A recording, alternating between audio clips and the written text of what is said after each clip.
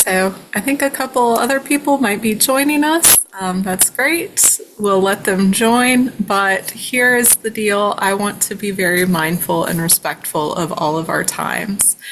Can everyone hear me okay? Yes.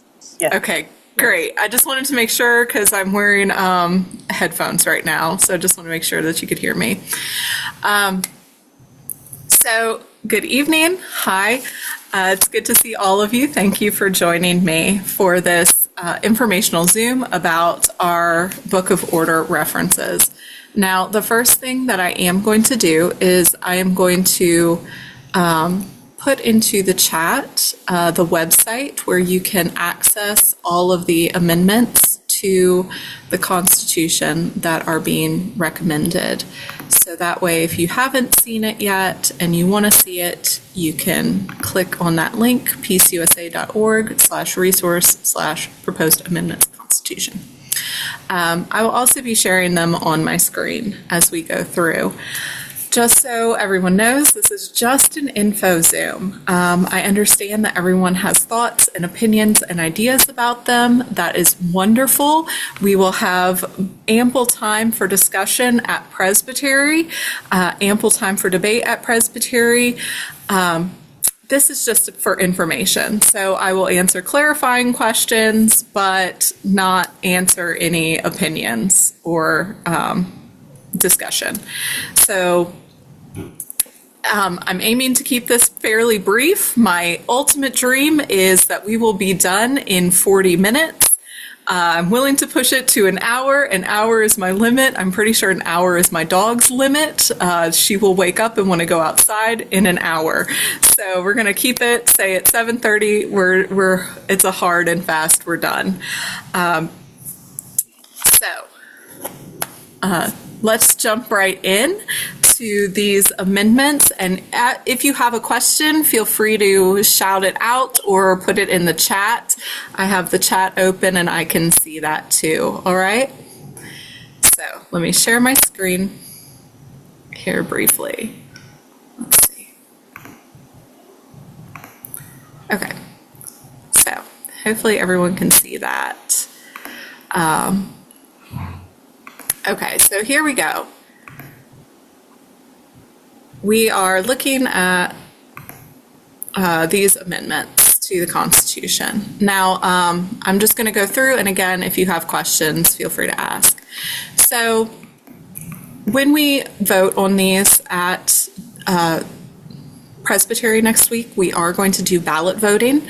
So, we'll just have them listed by number, like 24A, 24B, but we will go through them at that time too, so you can remember what they are. The first one, 24A here, is changing F. That's a foundation in that beginning part, the foundations of Presbyterian polity in our Book of Order, and this is expanding unity and diversity. It is adding gender identity and sexual orientation to the list of groups that we do not discriminate against, that God unites persons through baptism regardless of race, ethnicity, age, sex, gender identity, sexual orientation, disability, geography, or theological conviction. There is no place in the life of the church for discrimination against any person. And for each one of these, you will see down below the rationale. The rationale behind this one comes back from the 223rd General Assembly back in 2018, which affirmed the gifts of the LGBTQIA plus people for ministry and celebrates their service in the church and in the world. So this is expanding upon that and adding that into our foundations of Presbyterian polity. Are there any clarifying questions? I have one. Yes. Does the local church still have the ability or to say yes or no to anyone who wants to be baptized or become a member of that local church? You have the ability to say yes or no, but technically in the Book of Order, we already have it in our polity that the absolute only thing that we can require for membership, for baptism, for membership, is an affirmation of faith. If someone affirms that Jesus Christ is their Lord and Savior, then there is no other reason that we can have for excluding them from membership. And that is already within our Presbyterian polity.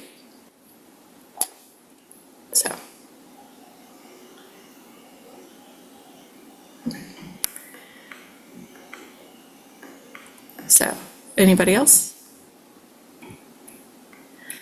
All right, continuing on. And you can see all the rationales and the concurrences or thoughts of others. So the second one, 24B, this is about worshiping communities. So this would be about like our new worshiping community, like Wild Goose. This would really affect them. This basically expands on the leadership of a new worshiping community. Right now, governance of a new worshiping community is only through an administrative commission of the presbytery. This expands that to say that along with the presbytery may assign a minister of word and sacrament and a church session to lead and govern a new worshiping community, and continue a worshiping community still may not undertake any financial, legal, or contractual obligations. But if they were working with a session, the session would be able to do that for them. So this is replacing that absolute requirement for an administrative commission and expanding it to say that it could be an administrative commission that leads and guides a worshiping community, or it could be a session with the oversight of a presbytery. Are there any questions?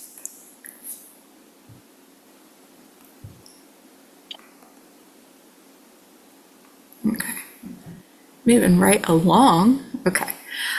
This next one, 24C, expands the standards for ordained service and what someone shall be examined on.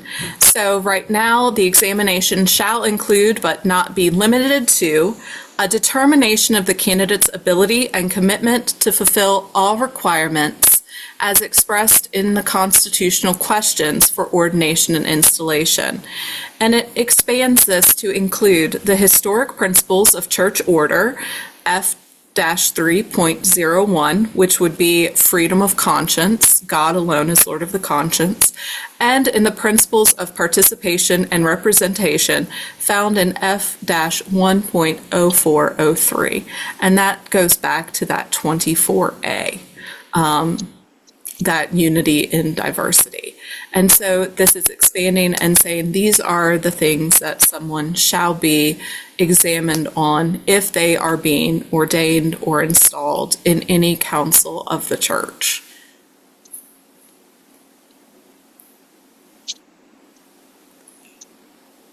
Does that make sense? Are there clarifying questions on that one?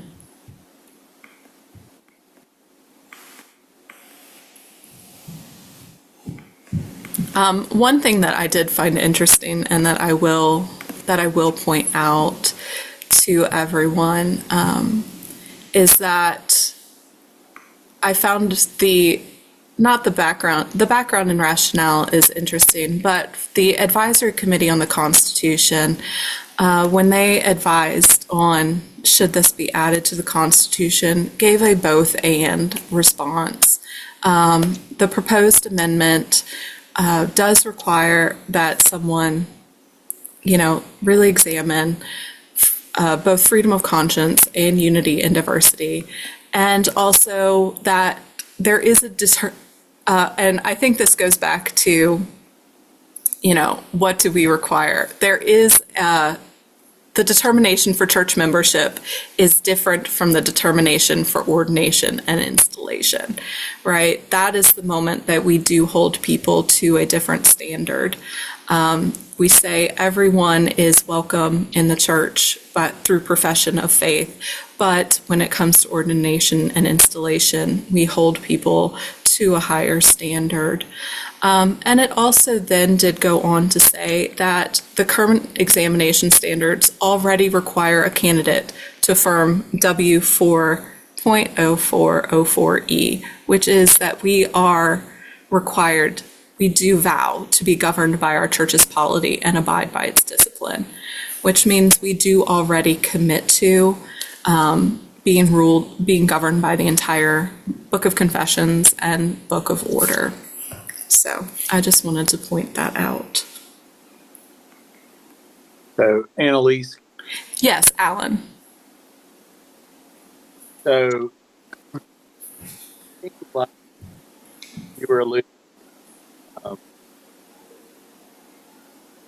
Alan, you're breaking up a little bit. I can't hear you. can you hear me now? I can, yes. It seems like you were mentioning. Oh no, I stopped being able to hear you again. I don't know if it's your signal.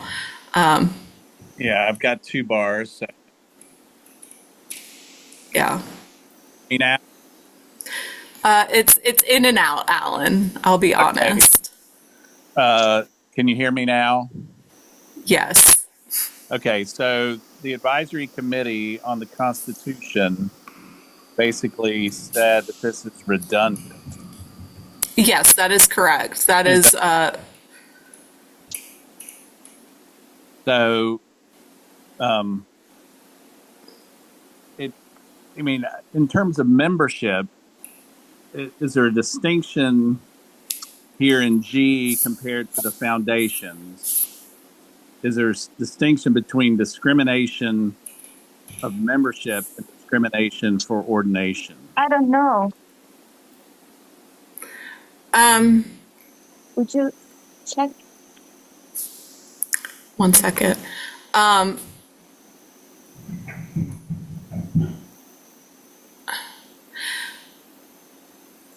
don't believe that is what they are saying. I believe that they are saying that there is no place for discrimination in membership. And as we see in A, if we go up to that foundation, it does say that we cannot discriminate based on, hold on. Yeah, here we go. Because it does say, no member shall be denied participation or representation for any reason other than those stated in the Constitution. So any reason within this unity and diversity, we cannot discriminate for either membership or ordination or installation. Yeah, and it just seems self-contradictory to me in the sense that once you add these terms, I mean, theological conviction is also one of the things that you shouldn't discriminate against. But by inserting these categories, you are discriminating against those with a more traditional view of. And I will say, Alan, because I don't want to get into discussion tonight, Right. and I hear what you're saying, but and I will say that that is actually why they went back and added F-3.01. During the discussions at General Assembly, they went back and made sure to add freedom of conscience and that God alone is Lord of the conscience to those historic principles of church order in order to balance it and say that, you know, we understand that there are different theological viewpoints when it comes to ordination and installation. Right, and So, I mean, and I apologize. I don't mean, yeah, a debate about the merits. yep, but I guess I'm trying to, like Jim, sort of understand the implications Yeah. as far as So ordained. basically, for the implications for this one in particular, so I am focusing now only on 24-C. The implication is that if a candidate for ordination or installation in any council of the church is coming for examination, so this includes elders, deacons, ministers, in any situation, in any council, they shall be examined on these. They shall be examined on, the examination shall include but not be limited to the ability and commitment to fill all requirements as expressed in the constitutional questions, which we all know from W-4, the historic principles of church order, and the principles of participation and representation. So basically, that shall is saying that they have to be examined on all of those necessarily. So Well, I mean, or that is the implication for this one, is that those questions will have to come up. You will have to ask a candidate for ordination or installation about the historic principles of church order and about the principles of participation and representation.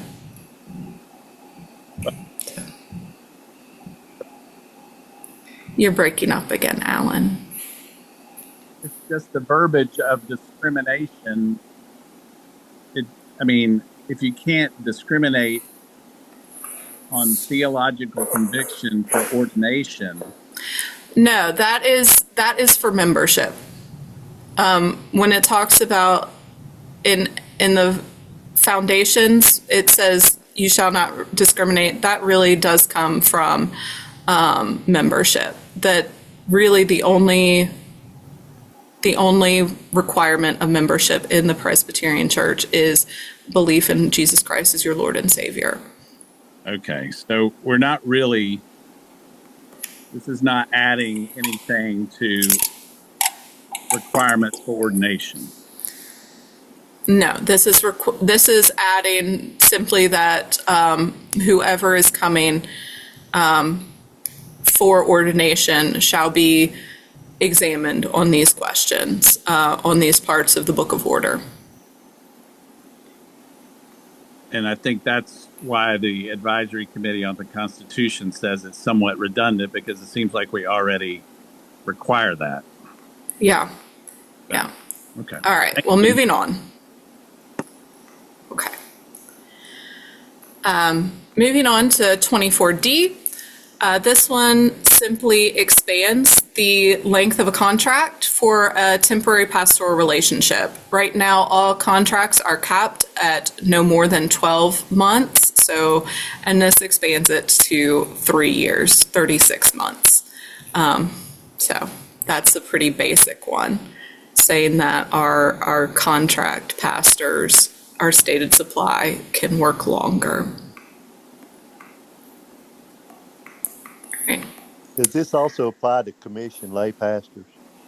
As far as I am reading it, yes, it would. Okay.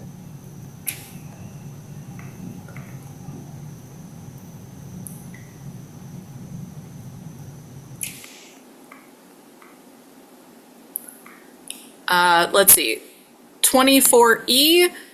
I am taking 24E and 24G together because they basically are the exact same thing in two different parts of the Book of Order.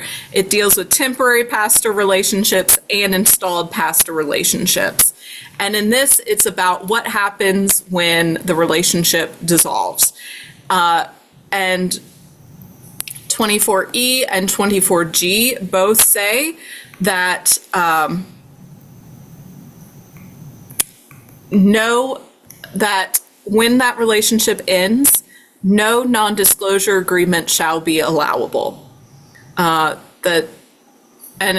defines a non-disclosure agreement, also known as a confidentiality agreement, is an agreement that outlines confidential material, knowledge, or information that is to remain confidential. Such an agreement binds the party or parties who have signed it and prevents them from discussing any information included in the contract with anyone not authorized by the agreement. So this basically does not allow NDAs within the church, within any pastoral relationship. And the background and rationale of that is if a pastor has signed an NDA, they can't then go and talk to the COM, talk to the presbytery about what happened.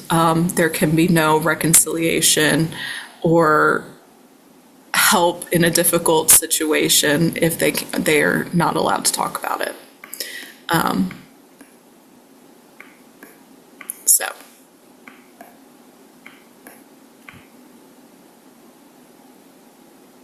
Okay. 24F. This one has to do with the ordination exams. So when someone is ordained as a minister of word and sacrament, they take 5 ordination exams. There are instances where a presbytery, a CPM, may choose to ask for an alternate examination of a candidate. That has to be approved by 3/4 of the presbytery in order to get that waiver from one of these exams.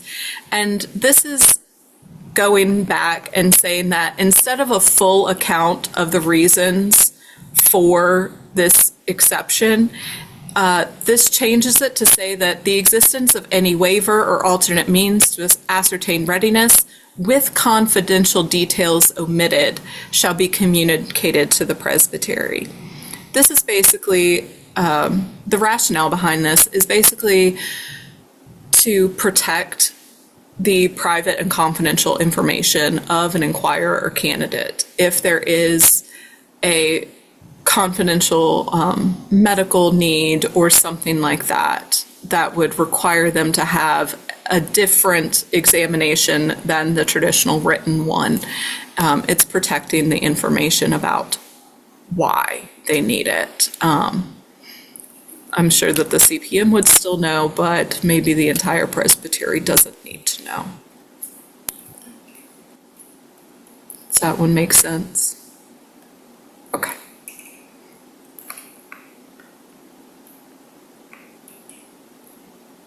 Okay. All right. 24G, we went over that. That goes back to that non-disclosure agreement. This one is just for the installed pastor relationship as opposed to the temporary pastor relationship. But in either case, no NDAs.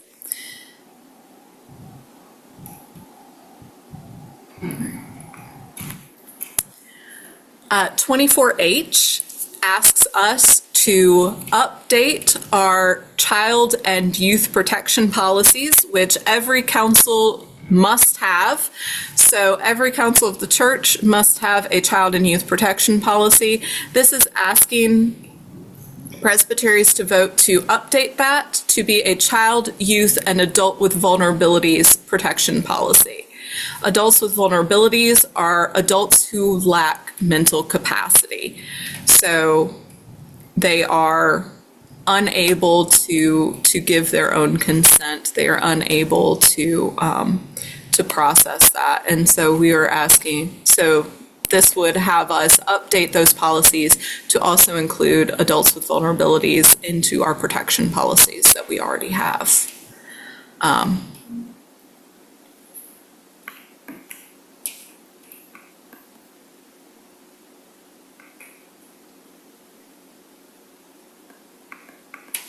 All right. 24I. Let me pull out my book of order for this one. This one was a little bit confusing to me because it comes from a larger section. So 24I comes from the section G-3.0302, Relations with Synod and General Assembly. And this is, how does the presbytery relate to these two? How do we relate to the higher councils of the church? And so leading into it, it's the presbytery has a responsibility to maintain regular and continuing relationship to synod and general assembly by D, proposing to synod such measures as may be of common concern to the mission of the church, proposing to general assembly overtures, and or concurring with proposed overtures. The rationale behind this one is that every overture that goes to the General Assembly has to have a concurrence from at least one other presbytery. But a lot of these overtures weren't being submitted. There was a lot of confusion within the deadlines for the submission of business because presbyteries were trying to find that one concurrence before they submitted the overture. So this is asking presbyteries to go ahead, submit the overture, and then go and get the concurrences that you need to keep it going. That way it's a little bit less confusing, a little bit more streamlined for presbyteries who would like to present an overture to the General Assembly. So.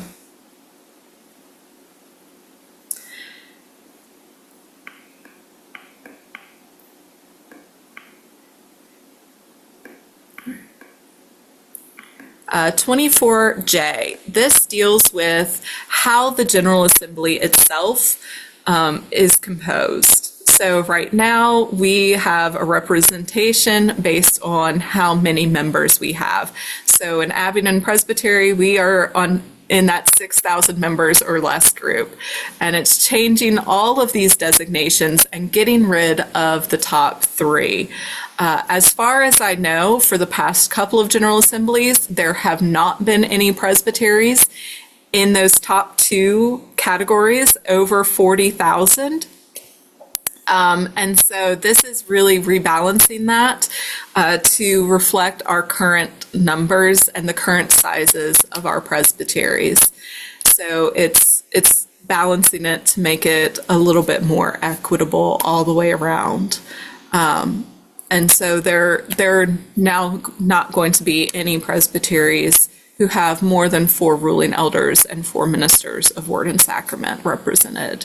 And that's any presbytery above 19,000. But we will still have our 1 ruling elder and our 1 minister of word and sacrament. We'll still be in that category. Unless by the power of the Holy Spirit, there is a sudden wave of Presbyterianism in Southwest Virginia. And I'm okay with that. But until that moment, we'll have 1. All right, 24K. This is really making explicit something which is already in the Book of Order elsewhere. So this is in that discipline section, that church discipline section. This is basically saying that when a clerk of session or when the stated clerk receives an allegation that relates to the harm, misconduct, abuse, neglect, molestation of a child, a youth, of an adult with vulnerabilities who lacks mental capacity, whenever we have a situation where an allegation has been made of harm to a minor or to an adult, a vulnerable adult, the clerk of session and the stated clerk are mandated reporters. Even as we pass that information along through the church disciplinary process, we are still mandated to report that to the appropriate civil authorities, whether that be Child Protective Services, Adult Protective Services, or the police. We are mandated reporters. And the Book of Order is clear elsewhere that clerks of session and stated clerks are mandated reporters. And this just adds it into the discipline section as well, so that people really understand that this is a serious issue, and just make it very clear. I have a question. Yeah. If I, as pastor of a church, get knowledge of something like this happen, am I supposed to tell my clerk if they're supposed to report it, or is it up to me to report it? You are also a mandated reporter. you as the pastor are in a position of power and authority. If you have heard of something where there's harm to a child, yes, you are obligated to report it. And if you need help with that, you feel free to call me. I have unfortunately been in this situation before. I will help you, but you are required to just go ahead and report that. Yes. So I don't pass the buck. I take care of that myself. Yes. Okay. And then if there are church charges, church discipline process that needs to happen as well concurrently, that you would take to your clerk of session or bring it to me as stated clerk, and we would walk through the church discipline section together. But if you yourself have knowledge of something, go ahead and report it. Okay. Thank you. Sure.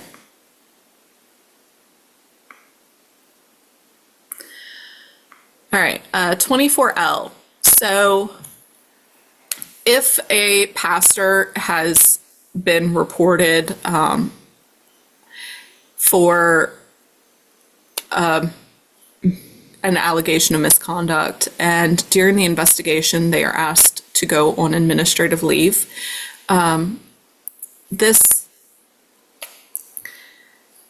amendment requires that leave needs to be paid.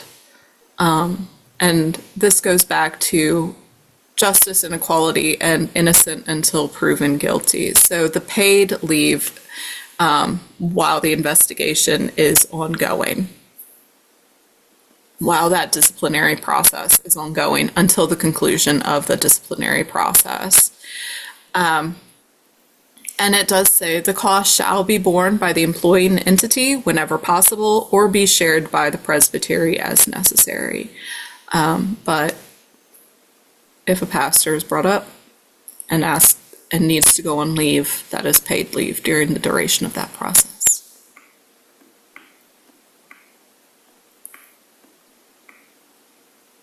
All right. Whew. And then this last one, 24M. This is a very long section, and you can read through the entire thing. That is fun. I've read it. It's great. So what this is doing is it is creating a limited local sharing of ministries between the PCUSA and the Episcopal Church.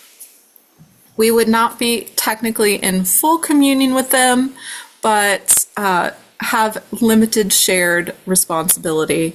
So basically this is saying that a minister of Word and Sacrament in the PCUSA who has been ordained for at least 3 years, could go and pastor an Episcopal church or vice versa for a limited amount of time and with the permission of all judicatories, the diocese, all of that.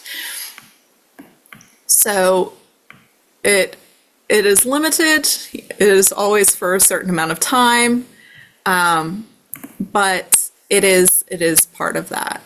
So one of the things, though, that I will bring up that I actually did find very interesting was on page 39. So this is the thing that I found very interesting about this limited exchange of ministers. And it's that if a PCUSA minister is going and serving in an Episcopal church, they are asked to continue to use the PCUSA Book of Common Worship for their liturgy. And the same is true in reverse. An Episcopal priest would be asked to use their Book of Common Prayer in a Presbyterian church, which I would love to see that happen, because Presbyterians are generally not that high liturgy.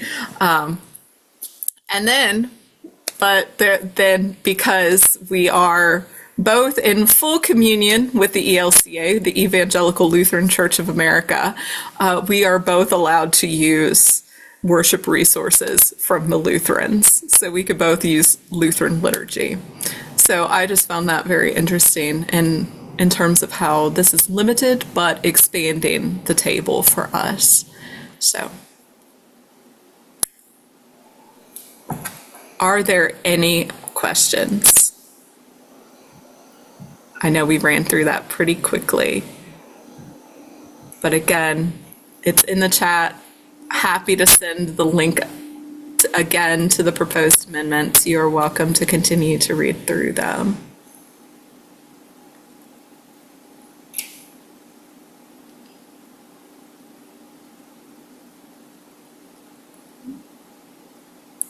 Right. Well, hearing no other questions or comments or information questions, thank you so much for joining. I look forward to seeing all of you next Thursday. Yes, the 13th, 9:30 a.m. We will gather for worship at Central. Very excited too. The kids from Apple Academy will be singing for us, so that'll be really great. Thank you so much for joining. I appreciate it, and I wish you all a very good night.